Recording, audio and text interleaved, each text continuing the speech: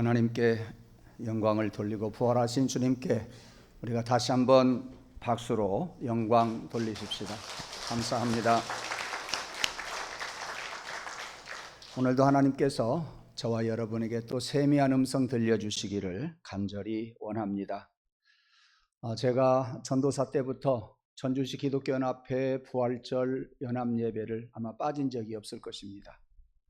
전도사 때부터 부활절 연합예배를 새벽에 많이 드렸어요. 신흥중고등학교에서, 그 전에 기전여자중고등학교에서, 시청 앞 광장에서, 그리고 전주역 앞에서도 드린 적이 있었습니다.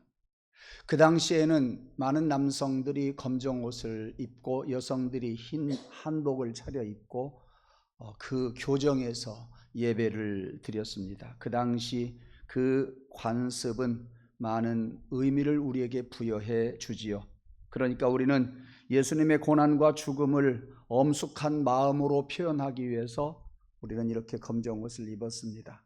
그런가 하면 예수 그리스도의 부활을 통해 새로운 소망을 얻게 되었고, 그리고 정결하고 성결하게 살고자 하는 다짐으로 이렇게 우리는 하얀 옷을 입게 됩니다. 지금은 그런 전통이 거의 사라졌지만 경건한 마음과 예배의 분위기를 되새겨 보면은 그 의미가 참으로 매우 깊게 다가오고 있습니다. 그러니까 여러분들이 오늘만큼이라도 검정 옷을 그리고 흰 옷을 상징하는 것이 무엇인가를 생각하면서 예수 그리스도에게 엄숙한 마음으로 영광을 돌리고 예수 그리스도 앞에서 정결하고 성결하고 소망을 가지고 살아갈 것을 다짐하면서 예배하고 오늘 또 말씀을 듣는 시간이 되기를 원합니다. 제가 2019년도 전주시 기독교연합회 주관으로 부활절 연합예배를 드릴 때 부활신앙으로 새로운 은혜를 기대하자라는 제목으로 설교를 했었습니다. 오늘은 부활신앙으로 최선의 은혜를 기대하자라는 그런 마음으로 설교를 전하게 되겠습니다. 그러니까 그 당시에는 새로운 은혜를 갈구하자고 하는 그러한 말씀이라고 한다면, 오늘은 우리에게 우리의 삶 속에서 최고의 최선의 은혜를 구하자, 고대하자 하는 그러한 의미로 말씀을 전하게 될 것입니다. 우리가 지난 주일날 살펴보았던 것처럼 우리 기독교는요, 구약 성경에서 예수님에 관한 예언된 내용과 그리고 신약 성경에서 그 예언된 내용이 성취된 것들을 증거하는 종교가 우리 기독교입니다. 그래서 지난 주일 낮과 지난 수요일 밤에 몹시 제가 강조하면서 말씀을 전했지요.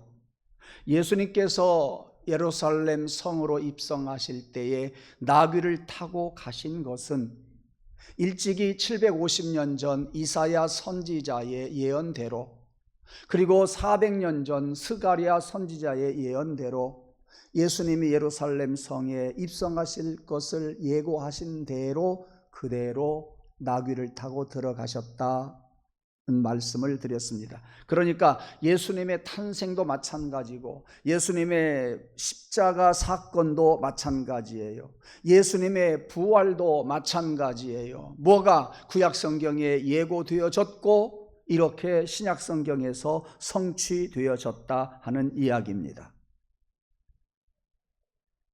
예수님 자신도 십자가에 달리시기 전에 당신이 십자가에 달려 돌아가실 것을 예고해 주셨습니다. 마태복음 16장에 가서 보면은 대제사장들과 서기관들이 나에게 많은 고난을 주어서 내가 십자가에 달려 죽었다가 3일 만에 부활할 것이라고 하는 것을 제자들에게 가르쳐 주었고, 오늘 본문 말씀대로 예수님은 부활하셨습니다. 즉 구약 성경에서나 예수님이 예고해 주신 대로 그 일들이 이루어졌다 하는 말씀입니다. 이와 같이 우리의 믿음의 근거는 어디에 있느냐? 신약 성경과 구약 성경에 있습니다. 우리 기독교 성도들의 믿음의 근거는 성경밖에 없어요. 우리가 손으로 쥘 수 있는 거 성경밖에 없다, 그런 이야기예요. 이 성경을 다른 말로 표현하자고 한다면 예언의 말씀이에요. 이 성경을 다른 말로 표현하자고 하면 예언의 말씀이고 그것이 이루어졌다고 하는 말씀입니다. 이 예언의 말씀을 듣는 우리들은 성취될 것을 믿고 선을 행하되 낙심하지 않기를 원합니다. 칠흑같이 어두운 밤에도 동트는 새벽을 기다리면서 살아가는 우리 모든 성도들이 되기를 소망합니다. 파수꾼처럼 언제나 소망을 갖고 최고의 은혜를 갈망하며 최선의 은혜를 기대하면서 살아가는 부활신앙이 우리에게 있기를 원합니다. 예수님의 부활은 최악의 상태에서 허우적거리고 있는 자에게 최고의 것을 주실 것이라고 하는 소망을 주시는 메시지입니다. 부활은 죽음으로 끝난 것이 아니라, 예수 그리스도의 십자가는 죽음으로 끝난 것이 아니라 예수 그리스도께서 부활하셨다고 하는 것, 이 메시지는 최악의 상태에 있는 나를 최고의 좋은 상태로 끌어올리시겠다고 하는 주님의 메시지입니다. 예수님이 죽임을 당한 것은 최악의 상태요, 예수님만 그런 것이 아니라 그 당시 예수를 쫓아다녔던 많은 제자들과 많은 곁에 있던 사람들도 최악의 상태예요. 그럴 수가 없어요.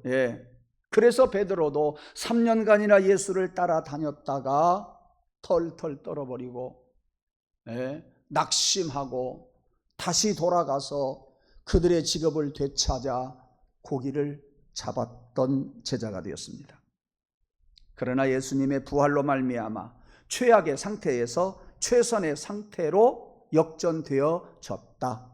오늘 메시지는 그겁니다. 이것이 그 옛날 그들의 이야기가 아니라 오늘날 여러분들이 최악의 상태라고 한다면 예수 그리스도를 바라보면서 최선의 상태가 될 것을 믿으시기를 바랍니다. 여러분들이 지금 죽은 것 같으나 예수 그리스도의 부활과 함께 여러분들도 부활의 역사가 일어나게 될 줄로 믿습니다. 몸이 아프든지 가정 형편이 어렵든지 여러분의 환경이 어떠하든지 간에 나는 왜 그렇게 어려운지 최악의 상태라고 이야기할 성도가 있습니까? 우리 주님은 여러분들을 높이 높이 세워주실 줄로 믿습니다. 사랑하는 성도 여러분, 예수를 믿는 사람들도 억울한 일 당해요. 슬픈 일 만나요. 괴로울 때 많고 병들 때가 있어요. 애매히 고난당하는 경우들이 얼마나 많은지 모릅니다. 그러나 하나님의 뜻에 복종하며 십자가에 못 박히신 예수를 바라보고 그분이 부활하신 것을 생각해 보면 끝까지 인내할 수 있는 힘이 생길 겁니다. 부활하신 주님을 바라보는 여러분들에게 성령께서 일어설 수 있는 힘을 제공해 주실 것이라고 하는 말씀입니다. 그래서 여러분들이 끝까지 인내하는 여러분들에게 합력해서 하나님의 선하신 뜻이 이루어질 줄로 믿습니다. 오늘 본문으로 돌아가서 보십시다. 예수님이 십자가에 달려 돌아가신 후였습니다. 곁에 있었던 사람들은 그야말로 다 그랬을 거예요. 폭풍우가 몰아치고 난 후에 정막이 흐르듯이, 태풍이 지나간 후에, 전쟁이 지나간 후에 고요하듯이 다들 고요해졌었습니다. 세상도 조용했습니다. 그런데 글로바라고 하는 사람과 그의 곁에서 함께 있었던 사람이 이제 예루살렘에서 엠마오로 내려가고 있었습니다. 엠마오로 내려가면서 그들은 서로 주고받습니다. 예수 그리스도의 고난에 대해서 이제는 다 끝났다 하고 그들은 실망하면서 엠마오로 가고 있었습니다. 그런데 그들도 모르게 부활하신 예수님이 그들 곁에서 함께 가면서 그들의 이야기를 듣습니다. 너희들 지금 무슨 이야기를 하고 있는 거니? 그 두 사람은 예수님의 음성을 듣고서 가던 길을 딱 멈추어 서서 이야기합니다. 요즘 예루살렘에 일어난 큰 사건이 있었는데 당신은 그것도 모르고 있어. 이렇게 이야기하죠. 그게 무슨 일이요?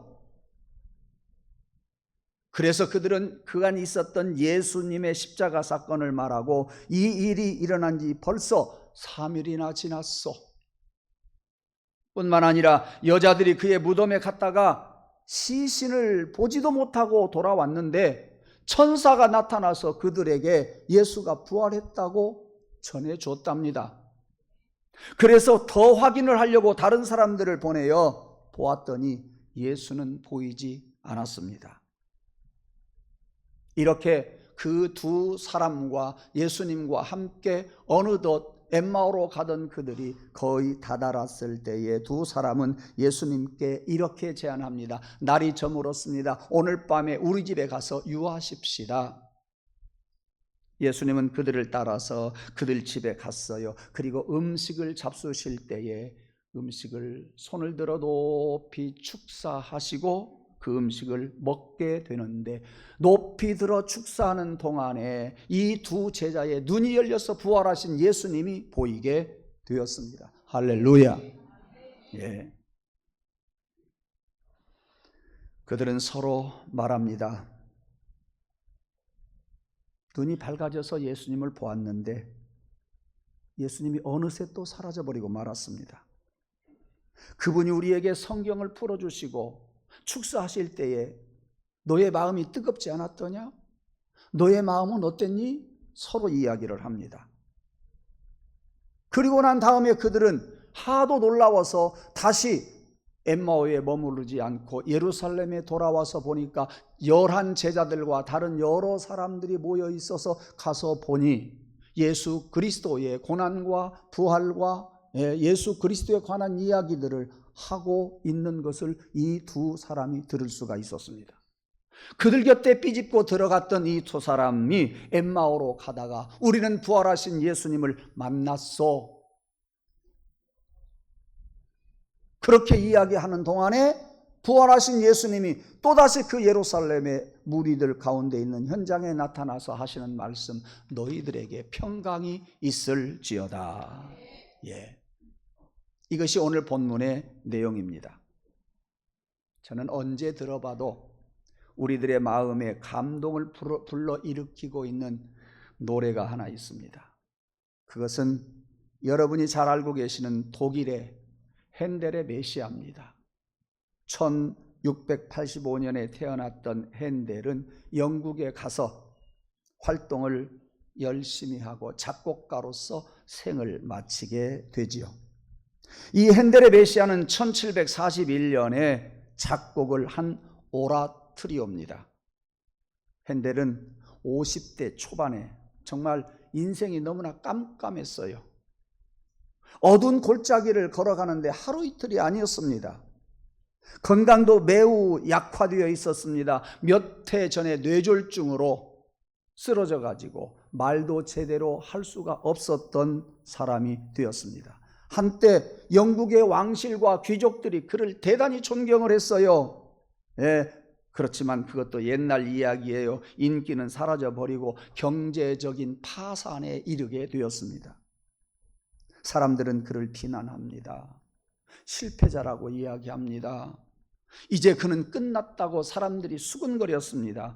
핸델은 그 일을 생각할 때마다 얼마나 괴롭고 힘들었는지 몰라요. 그래서 그는 골방에서 혼자 있는 것을 즐겨했다고 그래요. 한 번은 골방에서 기도를 하는데, 하나님, 이제 저는 아무것도 할 수 없습니다.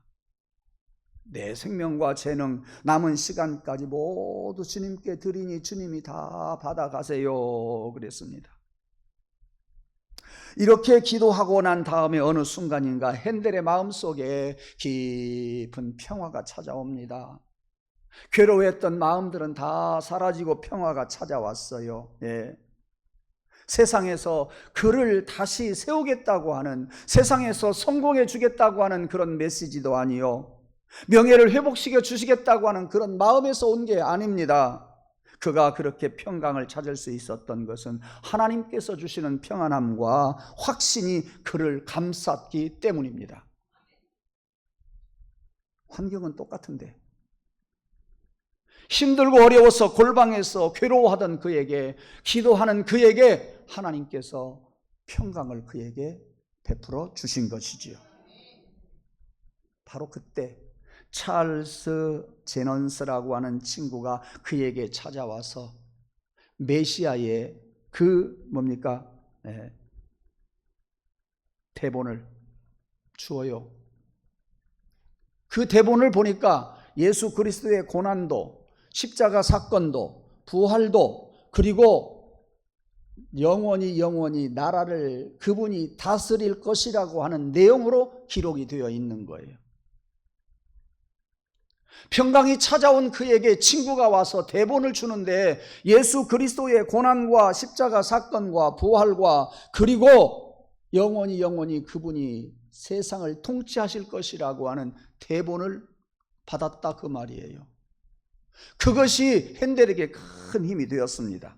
그래서 그것을 붙잡았을 때에 그 기도하던 핸델의 온몸이 전율이 느껴졌다 그래요. 그래서 24일 동안 그 골방에서 기도하면서 금식도 하면서 열심히 악보를 하나하나 써내려 갔다고 합니다. 24일 동안 밤낮으로 작곡을 몰두한 나머지 만든 것이 그것이 핸델의 메시아였습니다. 그 중에서도 할렐루야라고 하는 코러스는 그 핸델의 메시아 중에서 최고의 클라이막스지요. 그는 그곳을 악보를 한 땀 한 땀 적어내려 가면서 눈물이 얼마나 나고 그러면서도 평강의 기쁨이 얼마나 그의 가슴을 채우는지 멈출 수가 없었다고 합니다. 그래서 그는 그 당시를 이렇게 표현하고 있어요. 나는 하늘의 문이 열리고 하나님을 꼭 옆에서 뵙는 것과 같다. 이렇게 표현을 했습니다. 이렇게 메시아는 핸델의 실패와 절망에서 회복과 부활을 담은 신앙의 고백으로 만들어진 곡이 바로 핸델의 메시아입니다. 또 한 사람 소개합니다. 미국의 복음 가수지요. 폭풍의 날씨라고 하는 노래를 불러서 세계적인 가수가 되었어요. 처음에 세계적인 복음 가수가 아니라 가수가 되었어요. 그 사람의 이름은 웨센 워터스라고 하는 사람입니다. 이 폭풍의 날씨라고 하는 노래를 지어서 부르는데 거기에 대한 배경을 두 가지로 설명을 하는데, 첫째는 뭐냐, 그가 여인에게 배신을 당하고 하루하루 지내는 것이 폭풍의 날씨와 같다 해서 그렇게 노래를 불렀다고 하는 설도 있지만, 저는 그 설보다는 두 번째 설을 더 신빙성을 갖고 있습니다. 자신이 살아온 인생길이 폭풍의 날씨와 같다는 이야기지요. 왜? 세상에 그가 태어날 때 어떻게 태어나게 되었느냐 하면, 어머니가 알지도 못하는 불량배에게 강간을 당해서 임신한 것이 바로 이 웨센 워터스라고 하는 사람입니다. 그가 세상에 태어나서 아버지가 누군지도 모르고 많은 사람들에게 조롱을 당하는 것 같고 번민 끝에 살다가 보니까 하루도 마음 편할 날이 없이 살았어요. 얼마나 힘들었겠어요. 그러한 웨센 워터스에게 어떤 사람이 복음을 전해줍니다. 예수를 믿으라고 이야기합니다. 예수를 믿고 그가 거듭나게 되었습니다. 그는 더 이상 내가 슬픔에 잠겨 있어서는 안 되겠다, 불만과 어두움 속에서 살아서는 안 되겠다, 이렇게 생각을 하고 노래를 부르게 됩니다. 그래서 그는 이제 세상의 가수가 아니라 복음 가수가 되었다고 하는 이야기예요.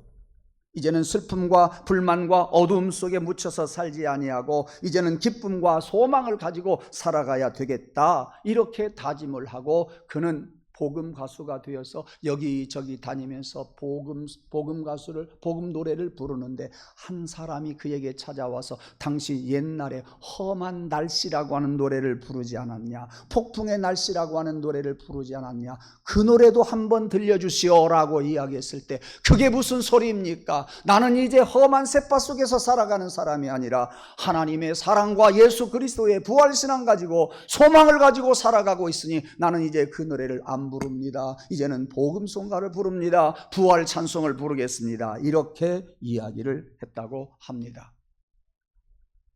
이것이 바로 부활하신 예수님을 만난 사람들의 변화된 모습이에요.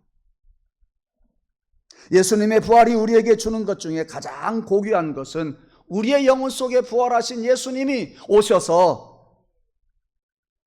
죽었던 나를 살리는 거예요. 절망 속에 있는 나를 살려주시는 거예요. 그래서 내가 주님을 찬양하는 삶이 부활한 소망을 가지고 살아가는 우리들의 신앙입니다. 이런 은혜가 저와 여러분에게 있기를 간절히 원합니다. 이 이야기를 나누려고 했는데요, 머릿속에 이게 있어요. 여러분, 송대관 가수 알지요? 지난 2월 9일 날 세상을 79세로 떠났지요. 그는 1975년도에 해뜰날이라고 하는 노래 불렀어요. 쨍하고 해뜰날 돌아온단다. 쨍하고 해뜰날 돌아온단다. 그의 인기는 거기에서 잠깐 멈추게 되죠. 그리고 미국으로 이민을 가게 됩니다. 이민 가서 살라고 하는데 너무도 힘든 거예요. 그래서 자식을 데리고 한 사람의 권유로 예배당에 가게 됩니다. 그 성도들 중에 누가 도왔는지 모르지만 샌드위치 가게를 하게 되지요. 네. 그는 예배당에 주일마다 예배당 가서 신앙에 조금씩 성숙하기 시작을 했고, 또다시 10여 년 후에 돌아와서 부른 노래 차표 한 장. 또 하나 있는데 그건 모르겠어요. 그 노래를 부르면서 제2의 전성기를 맞게 됩니다. 여러분, 텔레비전 보았는지 모르겠습니다만은 용인에 있는 새 에덴 교회, 수강성 목사님 심무하는 그 교회에 가수 남진과 함께 그 교회를 지금 다니다가 세상을 떠났어요. 그는 이야기합니다. 세상에서 여러 가지 절망적인 이야기를 해본들 소용없더라. 그리고 사람들에게 어떤 일을 도움을 청해도 상관없더라. 그럴 때는 내가 예수 믿을 생각도 이제 식어져 가는데, 그래 봤더니 손해만 더 보더라. 그래서 나는 예수를 끝까지 잘 믿어야 되겠다. 그것이 그의 마지막 신앙 고백이고, 그리고 복음송과 음반도 내게 되었습니다. 사랑하는 성도 여러분, 예수 그리스도를 믿는 성도는 예수 그리스도의 부활과 함께 가장 최악의 자리에서 가장 최선의 자리로 올라갈 수 있음을 믿으시기를 주님의 이름으로 축복합니다. 여러분의 형편이 어찌하든지 여러분이 지금까지 살아온 것이 아니라 성령께서 지금까지 살도록 도와주셨습니다. 결론을 맺겠습니다. 여러분에게도 부활의 주님이 찾아오시기를 주님의 이름으로 축복합니다. 엠마오로 가던 두 제자들처럼 여러분에게 부활의 주님이 똑바로 보이기를 원합니다. 부활의 주님이 오셔서 여러분의 마음을 항상 뜨겁게 해주시기를 간절히 소원합니다. 그리고 여러분에게 말씀하시기를 원합니다. 이 말씀을 들으십시오. 주님께서 하신 그 말씀, 너희에게 평강이 있을지어다. 세파에 흔들려 실패 많이 하셨지요. 낙심도 많이 하셨지요. 저는 여러분들 한 사람 한 사람 볼 때마다 제게 있는 것으로 다 도와주고 싶은 마음이 가득 찼습니다. 그렇게 할 수가 없어서 문제이지요. 태풍이 지나가고 전쟁이 끝난 후에 적막한 세상과 같이 고요한 이 세상에서 여러분들이 아무것도 의지할 수 없는 그러한 때가 얼마나 많았습니까? 어차피 인생은 그런 거랍니다. 어차피 인생은 그런 거예요. 그러므로 우리는 세상에 어떤 사람 의지하지 말고 부활하신 예수님을 의지하면서 그 자리에서 일어서서 성령이 도와주심으로 최선의 자리에, 최고의 은혜의 자리에, 그곳에서 우리 주님과 함께 영원히 살아가는 저와 여러분 되기를 주님의 이름으로 축복합니다. 기도하십시다. 하나님, 이 부활절 아침에 우리의 소망은 당신밖에 없음을 전했습니다. 그리고 들었습니다. 하나님, 엠마오로 가던 제자, 완전 절망 가운데에 부활하신 주님을 만나고 최고의 선물을 받은 줄로 믿습니다. 너희에게 평강이 있을지어다. 세파에 흔들려 살아왔던 우리 사랑하는 성도들, 일어설 수 없어서 땅만 치고 있던 우리 성도들, 눈물 뿌리면서 당신께 두 손을 모아 간구하는 우리 성도들에게 부활의 주님이 오셔서 최고의 자리로 올려주시옵소서. 최선의 자리로 올려주시옵소서. 그 선물 받게 하여 주시옵소서.